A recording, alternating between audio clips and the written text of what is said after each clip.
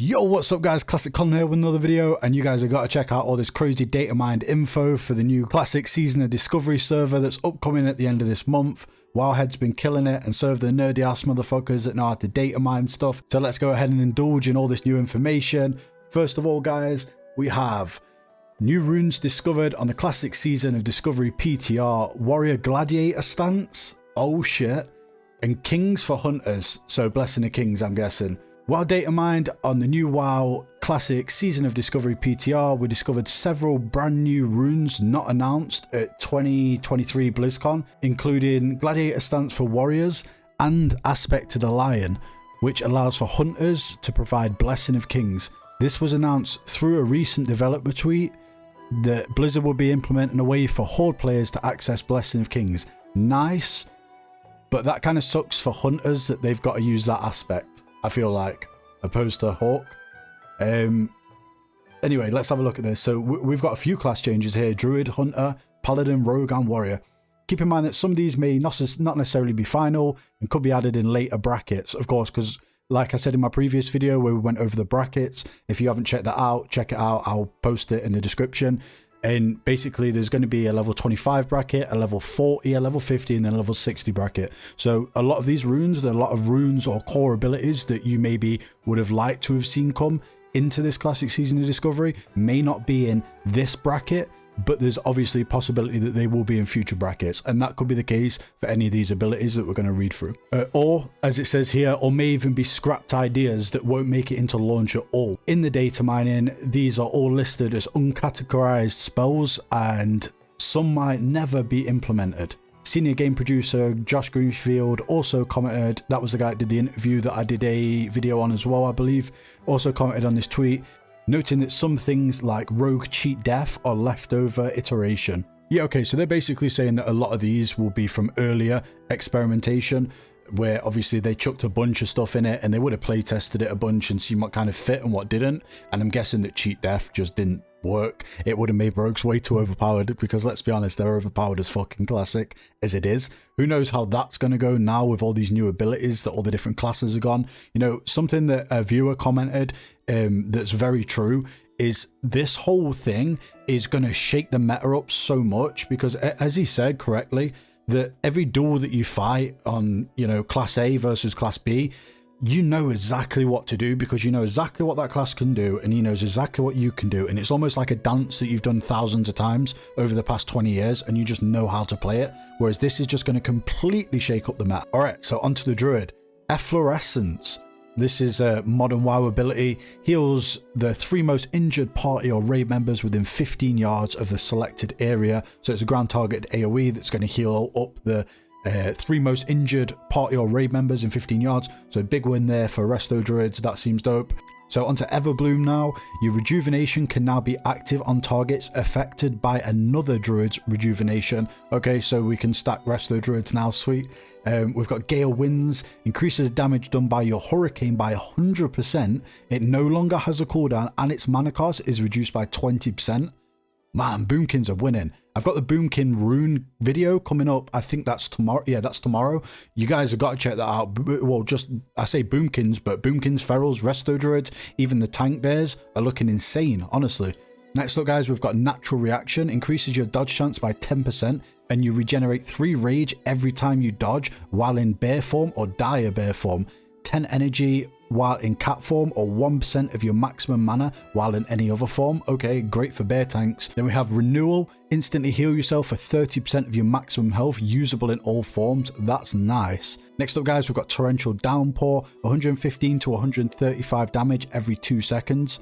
Okay, sweet, more AoE. I guess Druids will take that quite happily. Next up, guys, we've got the Hunter. If you haven't already, you should check the video out that I did on their runes. They're looking insane for PvP and even more insane for PvE. Like, they're looking great, honestly. So Hunters will be able to provide Blessing of Kings. There we go. We also know that Aspect to the Lion is a belt engraving, suggesting it will come in later level brackets or be a secret unlock for phase 1. Ooh, secret unlock sounds cooler to me than in later level brackets.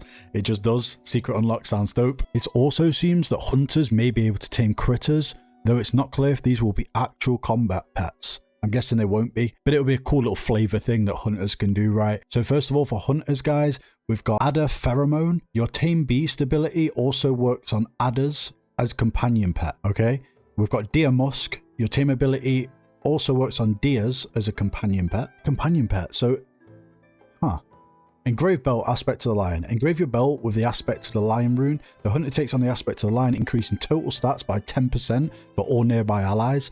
Nice. And increasing total stats for the hunter by an additional 10%. Holy shit, only one aspect can be... Okay, there you go. That's completely fixed the issue that I mentioned earlier, where it's a nice one for the raid, but hunters aren't going to want to be an Aspect to the Lion because they're just going to get more from Hawk. But they're getting a 20% increase to all of their stats. Wow, that's dope. I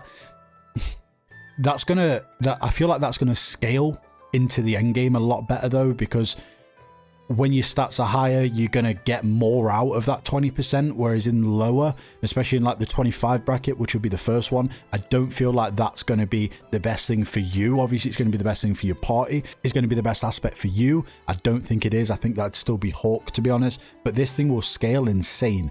And I believe that this alone has the power to sort out Hunter's scaling issue, honestly. Next up, guys, we have the Paladin. Possibly a new Retribution Paladin rune, reducing Ret's healing capabilities, but increasing their damage output. Okay, I like stuff like that. I think that's dope.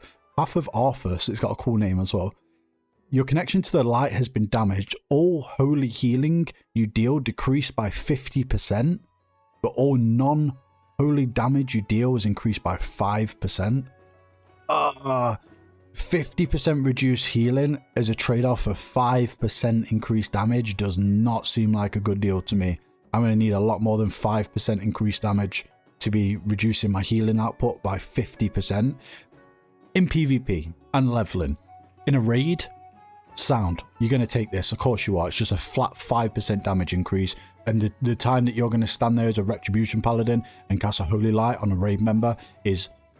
again, very niche situation, 2 people are alive or whatever, but just so you would happily reduce your healing output in order to increase your damage output, even if it was 1%. If there was no other runes that was in this category that was worth taking for a damage increase, then you would take this. But as far as leveling and PvP goes, the healing ability that you have to just heal yourself up when you get opened on by a rogue and he fucking wrecks you, and then you bubble and you heal, or you hodge somebody and you cast a Holy Light, that is a lot better than 5% increased damage. But the game tends to be balanced around PvE more so than it does PvP, so I don't see them increasing the flat damage amount.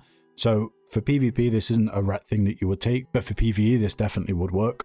Onto rogues now then, guys. It seems as though rogues might be getting cheat death rune at some point, although senior game producer Josh Greenfield has since confirmed that this is a leftover artifact from previous iteration and is not intended for the live release. Okay, additionally, the Private's Pistol ranged weapon has also been found, which might have been a test item for early runes, or it could be an example of some items naturally having runes built into them. Okay, I don't know, that's a difficult one to balance, and because of that, to be honest, I'd like them to keep runes off of items would probably be the better thing to do here, and just keep them as almost a glyph system, which they're doing at the minute. Next up, guys, we've got warriors. Warriors have a few interesting new runes, including the rage generating war machine and gladiator stance, although the latter does not have much information associated with it.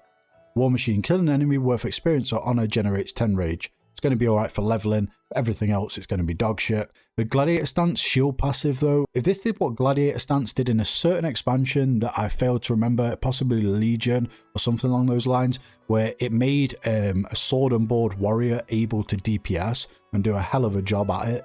It actually brought Swifty back to WoW after many years of absence. So yeah, that alone lets you know that you can blow people up with it, because if there's anything that guy loves more than anything, it's blowing people up with a one-shot macro, right? Now, after having a quick read through these, I've actually spotted a few things that you would not normally see in vanilla. This, for example, again, it might be nothing, but it could be something. Pillow Fight. Whether it'll have this name or not, who knows? Charges an enemy, knocking it back. It takes the damage off of your charge, but you now knock the enemy back. It would be interesting. Then we also have Stinger Charge. Charges an enemy, inflicting normal damage plus 2063 to 2,937.